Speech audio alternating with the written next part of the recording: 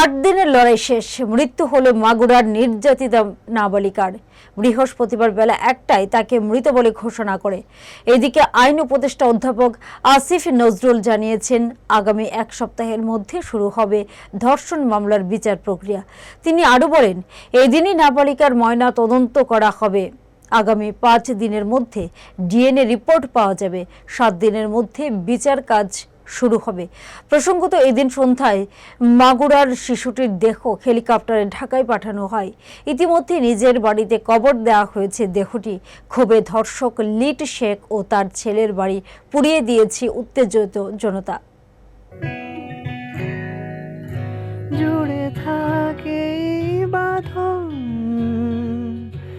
আপনার চেয়েও আপন, জুড়ে থাকে বাঁধন আপনার চেয়েও আপন,